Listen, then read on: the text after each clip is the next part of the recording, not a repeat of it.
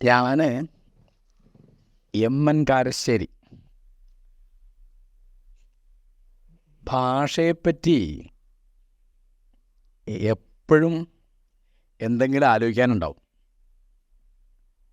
ഒരു പത്രവാർത്ത കാണുമ്പോൾ, ഒരു പ്രസംഗം കേൾക്കുമ്പോൾ, ഒരാളുടെ വർത്തമാനം കേൾക്കുമ്പോൾ, അങ്ങനെ നമ്മുടെ ഒരു നിതാന്ത ജാഗ്രത ആവശ്യപ്പെടുന്ന ഒന്നാണ് സംസ്കാരത്തിൻ്റെ എല്ലാ രൂപങ്ങളും. അതിലേറ്റവും പ്രധാനപ്പെട്ട രൂപമാണ് ഭാഷ എന്നാണ് എൻ്റെ അഭിപ്രായം. അപ്പോൾ ഈ കോവിഡ് വന്നപ്പോൾ അത് സാമ്പത്തിക പ്രശ്നങ്ങളുണ്ടാക്കി, സാമൂഹിക പ്രശ്നങ്ങളുണ്ടാക്കി, രാഷ്ട്രീയ പ്രശ്നങ്ങളുണ്ടാക്കി. ഒരുപടി ആളുകൾക്ക് തൊഴിൽ നഷ്ടപ്പെട്ടു, കുടുംബം നഷ്ടപ്പെട്ടു, അങ്ങനെ ഒരുപടി കാര്യങ്ങൾ. ആ കൂട്ടത്തിൽ അതൊരു ഭാഷാ പ്രശ്നം കൂടി ഉണ്ടാക്കിയെന്നാണ് എനിക്ക് തോന്നുന്നത്. ഇപ്പോൾ COVID-19 എന്നാണ് ആ രോഗത്തിൻ്റെ പേര്. അത് കൊറോണ വൈറസ് ഡിസീസ് എന്നതിൻ്റെ ചുരുക്കമാണ് കോവിഡ്. അത് 2019 കണ്ടെത്തിയതായിരിക്കും. നമ്മൾ 2020 തുടക്കത്തിലാണ് ഇവിടെ അത് ഇന്ത്യയിൽ, അതാദ്യം കണ്ടത് കേരളത്തിലാണ്, തിരിച്ചറിഞ്ഞതും അതിൻ്റെ ലോക്ക്ഡൗണൊക്കെ ആരംഭിക്കുന്നത് 2020 മാർച്ചിലാണ്. അപ്പോൾ ഈ രോഗങ്ങളുടെ പേരുകൾ ഒക്കെ പണ്ട് നമുക്കിതിനൊക്കെ മലയാളം പേരുണ്ടായിരുന്നു. ഇപ്പോൾ സ്മോൾ പോക്സ് എന്നുള്ളതിന് വസൂരി എന്നുണ്ടായിരുന്നു. പ്ലേഗ് എന്നതിന് വിഷൂചിക എന്നുണ്ടായിരുന്നു. അങ്ങനെ ട്യൂബർക്കുലോസിസ് എന്നുള്ളതിന് രാജയഷ്മാവ് എന്നുണ്ടായിരുന്നു. അന്ന് വലിയ രോഗമായിരുന്നത്. നമ്മുടെ പ്രിയപ്പെട്ട കവി ചങ്ങമ്പുഴ മരിച്ചുപോയത് ആ രോഗം ബാധിച്ചിട്ടാണ്. TB വന്നിട്ടാണ്. TB അന്ന് പെൻസിലിൻ കണ്ടുപിടിക്കുന്നതിന് മുമ്പായിരിക്കണം. ചികിത്സയില്ലാത്ത രോഗമാണെന്നാണ് അന്ന് എൻ്റെ കുട്ടിക്കാലത്തൊക്കെ പറഞ്ഞിരുന്നത്. അങ്ങനെയുണ്ട്. അപ്പോൾ പോട്ടെ, അതിപ്പോൾ നമ്മളൊരു രോഗത്തിൻ്റെ പേര് നമ്മുടെ ഭാഷയിൽ ഉണ്ടാക്കില്ലത് പറഞ്ഞു കോവിഡ് എന്ന് പറഞ്ഞു. കുഴപ്പമില്ല. എന്താ കാരണം വെച്ചാൽ പെട്ടെന്ന് തന്നെ ഇത് ലോകം മുഴുവൻ പരക്കുന്നതുകൊണ്ട് നമുക്ക് പുതിയ പദങ്ങൾ ഉണ്ടാക്കാനോ പരിഭാഷപ്പെടുത്താനോ ഒന്നും സാവകാശം കിട്ടില്ല. ഞാൻ ആ കൂടുതൽ ആലോചിച്ചൊരു കാര്യം, കോവിഡ് പോസിറ്റീവായി എന്ന് പറയാൻ എന്താ അർത്ഥം? കോവിഡ് രോഗം സ്ഥിരീകരിച്ചു എന്ന്. അപ്പോൾ കോവിഡ് നെഗറ്റീവായി എന്ന് പറഞ്ഞാലോ,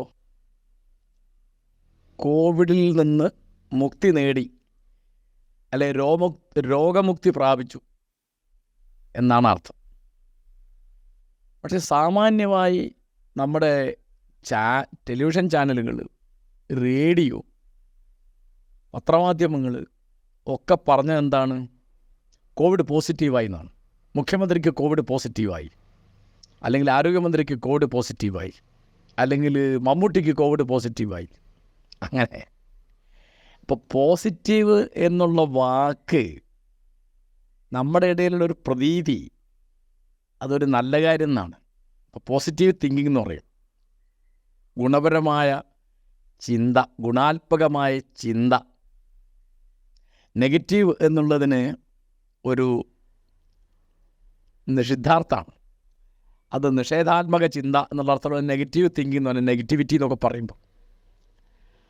അപ്പോൾ എന്താണ് അങ്ങനെ വന്നതെന്ന് ഞാൻ ഊഹിക്കുന്ന കാര്യം പറയാം.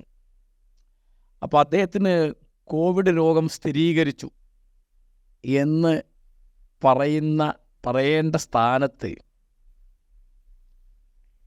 ഇംഗ്ലീഷിലുള്ള പ്രയോഗങ്ങൾ അങ്ങനെ തന്നെ മലയാളത്തിൽ എഴുതാനുണ്ടായത്. എന്താണ്? His covid test turned positive അതുപോലെ his covid test turned negative. അത് തുടക്കത്തിലൊക്കെ ഒരു ആശയക്കുഴപ്പം ഉണ്ടാക്കിയിരുന്നു. ഇപ്പോൾ ആശയക്കുഴപ്പമൊന്നുമില്ല, ആൾക്ക് മനസ്സിലാവുന്നുണ്ട്.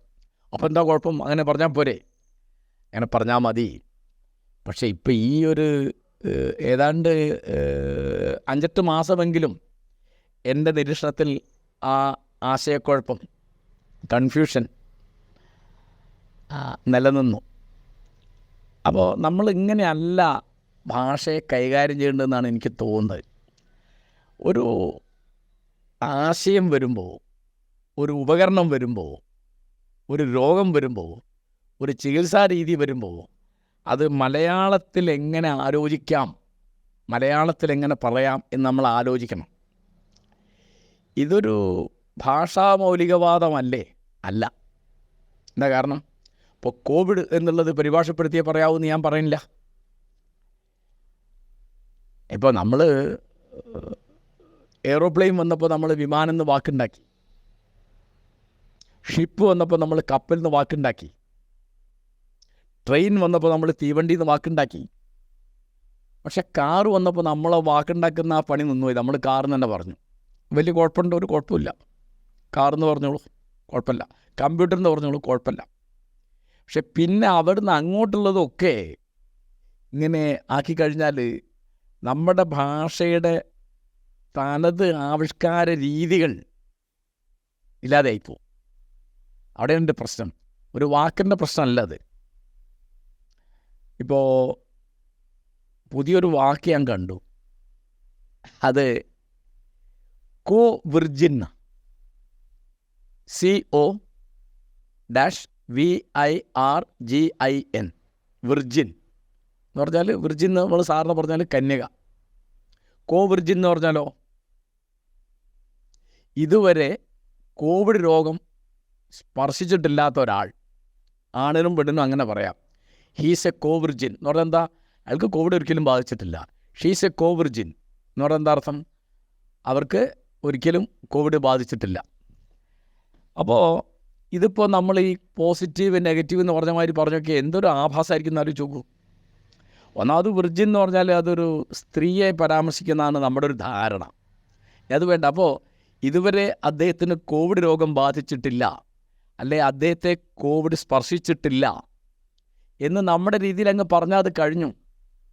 അതിനിപ്പോൾ ഒറ്റപ്പദം കണ്ടുപിടിക്കാൻ ബുദ്ധിമുട്ടേണ്ട കാര്യമില്ല. കാരണം നമ്മളങ്ങനെ അനവധി കാര്യങ്ങൾ നമ്മുടെ ഭാഷയിൽ പറയുന്നുണ്ട്. നമ്മുടെ ഭാഷയിൽ പറയുന്ന രീതി പറഞ്ഞാൽ മതി. എന്നാലാണ് പറയുന്നവർക്കും കേൾക്കുന്നവർക്കൊക്കെ ആശയവ്യക്തത ഉണ്ടാവുക. ഭാഷയുടെ അടിസ്ഥാന ധർമ്മം, അതിൻ്റെ ഉത്തരവാദിത്വം അതാണല്ലോ, ആശയ സംവേദനം. അത് കഴിയുന്നത്ര വേഗത്തിൽ, കഴിയുന്നത്ര സ്പഷ്ടമായി ആശയം സംവേദനം ചെയ്യാൻ എന്താണോ പറയേണ്ടത് അത് പറയുക, എങ്ങനെയാണോ പറയേണ്ടത് അത് പറയുക. അത് അന്യഭാഷാ വിരോധമല്ല. നമ്മളിപ്പോൾ അന്യഭാഷകളിൽ നിന്ന് വാക്കുകൾ സ്വീകരിക്കുന്നതിനൊരു തെറ്റുമില്ല, ആവശ്യമുണ്ട് സ്വീകരിക്കാം. ഇപ്പോൾ ഹൽവ എന്നുള്ള വാക്ക് അറബിയാണ്, അത് അവിടുന്ന് വന്നൊരു പലഹാരമാണ്, അറേബ്യയിൽ നിന്ന് വന്നത്. അപ്പോൾ നമ്മൾ ഹൽവ എന്ന് പറഞ്ഞു, ഒരു ഏർക്കടുമില്ല. അപ്പോൾ അങ്ങനെ ഇപ്പോൾ ബാക്കി എന്നുള്ള വാക്ക് അറബിയാണ്, അല്ലെങ്കിൽ ആമിയൻ എന്നുള്ള വാക്ക് അറബിയാണ്. അങ്ങനെയൊക്കെ ധാരാളമുണ്ട്. ആ പോർച്ചുഗീസ് വാക്കുകളുണ്ട്. ഇപ്പോൾ ജനൽ എന്നുള്ള വാക്ക് പോർച്ചുഗീസാണ്. അങ്ങനെയൊക്കെ ഉണ്ടാവും. അപ്പോൾ അതിലൊന്നൊരു നമുക്ക് പറയാവുന്നത്, നമ്മുടെ ഭാഷയിൽ പറയാവുന്നത്, നമ്മുടെ ഭാഷയുടെ രീതിയിൽ പറയാവുന്നത്, ആ രീതിയിൽ പറഞ്ഞ് പഠിച്ചാൽ നമ്മുടെ ഭാഷയുടെ ആ ഒരു ഗുണം, അതിൻ്റെ ഒരു ഉൽപ്പാദനക്ഷമത, അതിൻ്റെ പ്രൊഡക്ടിവിറ്റി ബാക്കിയാവുള്ളൂ. അല്ലെങ്കിൽ അത് പിന്നെ അത് ശോഷിച്ചു പോകും, മുരടിച്ചു പോകും. പിന്നെ ഇംഗ്ലീഷ് പഠിക്കാത്ത ആളുകൾക്കോ, ഇംഗ്ലീഷ് അറിഞ്ഞൂടാത്ത ആളുകൾക്കോ, ഇംഗ്ലീഷ് ഭാഷയുടെ ആവിഷ്കാര രീതികൾ പറ്റില്ലാത്ത ആളുകൾക്കോ ഇത് വളരെ വ്യക്തമായി മനസ്സിലായില്ല എന്ന് വരും. ഇപ്പം മാതൃഭൂമി പത്രം വായിക്കുന്ന ഒരാൾക്ക് മുഖ്യമന്ത്രിയുടെ ടെസ്റ്റ് കോവിഡ് പോസിറ്റീവായി എന്ന് വായിച്ച ഒറ്റ വായനയ്ക്ക് മനസ്സിലാവില്ല, ആരോടും ചോദിക്കേണ്ടി വരും. അപ്പോൾ ഈ ഒരു ഭാഷയുടെ അടിസ്ഥാന ധർമ്മം ആശയസംവേദനമാണെന്ന് ഓർത്താൽ നമുക്ക് കഴിയുന്നത്ര നമ്മുടെ രീതിയിൽ കാര്യങ്ങൾ പറയാൻ സാധിക്കും. അങ്ങനെ സാധിക്കണം എന്നാണ് എനിക്ക് പറയാനുള്ളത്. നന്ദി, നമസ്കാരം.